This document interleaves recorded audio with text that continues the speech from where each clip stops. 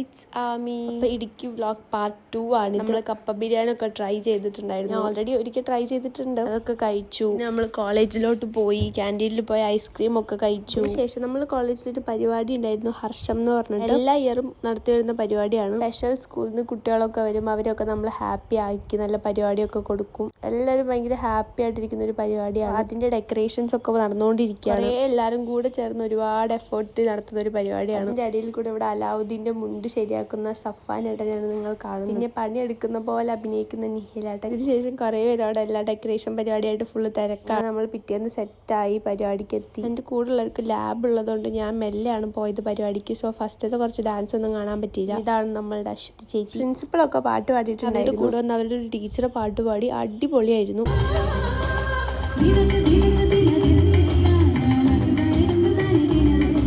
പിള്ളേർക്ക് പാട്ടൊക്കെ വെച്ചാൽ ഭയങ്കര ഹാപ്പി ആയിട്ട് ഡാൻസ് ഒക്കെ കളി. അതിന് ശേഷം എക്സിബിഷൻ പോലെ കുറച്ച് സെറ്റ് ചെയ്തിട്ടുണ്ടായിരുന്നു, ഗെയിംസ് ഒക്കെ ആയിട്ട്. അതിൽ മെയിൻ ആവുന്ന ഒരാളെയാണ് നിങ്ങൾ കാണുന്നത്, ആളെന്ന വിചാരം. നമ്മുടെ പിള്ളേരൊക്കെ വന്ന് ഓരോ ഗെയിം ഒക്കെ കളിക്കാൻ തുടങ്ങി. ഭയങ്കര ഹാപ്പി ആയിരുന്നു. അത് കാണുമ്പോൾ നമ്മൾക്കും ഭയങ്കര ഹാപ്പി ആവും. ഓരോ ഗെയിം കളിക്കുന്നവർ ഭയങ്കര എക്സൈറ്റഡ് ആയിരുന്നു. അടുത്ത ഡെക്കറേഷൻസ് ആണെങ്കിലും എല്ലാവരും കൂടുള്ള ഒരു എഫേർട്ട് തന്നെയാണ്. അത്രയും നല്ലൊരു പരിപാടി. അതിനുശേഷം മാജിക് ഷോ ഉണ്ടായിരുന്നു. പിന്നെ അവർക്കൊക്കെ എല്ലാവർക്കും ഗിഫ്റ്റ് ഒക്കെ കൊടുത്തു. വൈകുന്നേരം ആയപ്പോൾ അവർ ഇറങ്ങി. പോകുന്ന സമയത്താണെങ്കിൽ എല്ലാവരും ഭയങ്കര ഹാപ്പി ആയിട്ട് ബായ് എന്നൊക്കെ പറഞ്ഞു. ചേച്ചിമാർ അങ്ങോട്ട് വരണേ, ഞങ്ങളുടെ സ്കൂളിലോട്ട് വരണേ എന്നൊക്കെ പറഞ്ഞിട്ടുണ്ടായിരുന്നു. സ്കൂളിൽ നിന്നുള്ള കുട്ടികളാണ് വന്നത്. അവര് ഭയങ്കര ഹാപ്പി ആയി ബായ് ഒക്കെ പറഞ്ഞു പോയി. ബസ്സിലാട്ടോ അവര് വന്നത്. അങ്ങനെ അവരൊക്കെ പോയി. നമ്മൾ പിന്നെ നൈറ്റ് മന്തി കഴിക്കാൻ പോയി. തോണിയിലുള്ള പെപ്പർമിന്റിലോട്ടാണ് പോയത്. ആദ്യം ഞാനൊരു ജിഞ്ചർ ലൈം കുടിച്ചിട്ടുണ്ടായിരുന്നു, നല്ല അടിപൊളിയായി. കുറച്ച് ആൾക്കാരെ നമ്മൾ വെയിറ്റ് ചെയ്യായിരുന്നു. സോ അത് ടൈം പോകാനാണ് നമ്മൾ ജിഞ്ചർ ലൈം കുടിച്ചത്. അവരൊക്കെ വന്ന് നമ്മൾ മന്തി ഒക്കെ കഴിച്ചു. ഞാൻ രാവിലെ ബസ് കയറി വീട്ടിലോട്ട്. രാവിലെ 7:15 ബസ്സായിരുന്നു, ചെറുതോണി ടു പാലക്കാട്. പാലക്കാട് എത്തി. അവിടെ നിന്ന് നേരെ പുതുനഗരം. പിന്നെ അവിടെ നിന്ന് അച്ഛൻ വിളിക്കാൻ വന്നു. നമ്മൾ